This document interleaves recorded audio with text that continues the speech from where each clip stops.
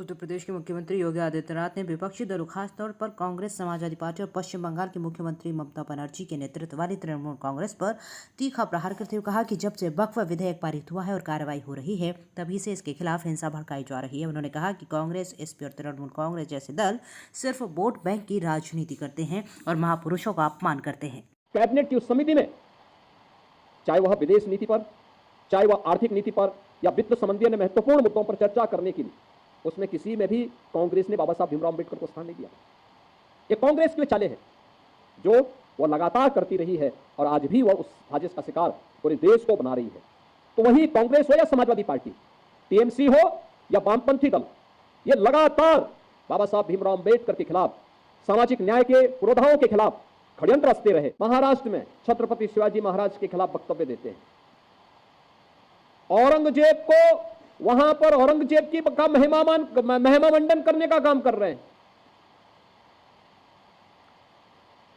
आपको याद होगा 3 वर्ष पहले जब हम लोग प्रदेश के अंदर रन फॉर यूनिटी के रूप में लौह पुरुष सरदार वल्लभ भाई पटेल के जन्मदिन के कार्यक्रम के साथ जुटे हुए थे, तो समाजवादी पार्टी उस दिन भारत की तोड़क जिन्ना का महिमा मंडन समाजवादी पार्टी के मुखिया कर रहे थे। याद करिए, जिन्ना का स्मरण कर रहे थे। और जब भारत के अंदर भारत के किसी महापुरुष को सम्मान देने की बात आती है तो ये लोग कोई ना कोई ऐसा प्रोपेगेंडा अपनाएंगे जिससे समाज को आपस में बांटने का काम किया जा सके। चाहे वह छत्रपति शिवाजी महाराज का अपमान हो, चाहे वह लौह पुरुष सरदार वल्लभ भाई पटेल का अपमान हो, और चाहे वह महाराणा प्रताप और महाराणा सांगा का अपमान या बाबा साहब भीमराव अंबेडकर का अपमान, ये उसी श्रृंखला का हिस्सा है जो कांग्रेस और समाजवादी पार्टी का डीएनए अब तक करता रहा है।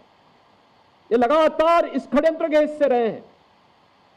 लेकिन जब चुनाव आता है तो चुनाव के समय ये लोग कोई एक फर्जी पुस्तिका हाथ में रख करके बाहर ही प्रिंट करवा करके, भारत का संविधान उसमें प्रिंट करवा करके, और फिर जगह जगह जाकर के जनता के सामने किस तरीके से एक माया जाल फैलाने का काम करते हैं, आपने गत लोकसभा चुनाव में देखा होगा। किस किस प्रकार के वक्तव्य इन्होंने दिए, कैसे कैसी बातें इन्होंने उस समय कही, ये किसी से छुपा हुआ नहीं है। चैनल को सब्सक्राइब करें, वीडियो को लाइक करें, शेयर करें।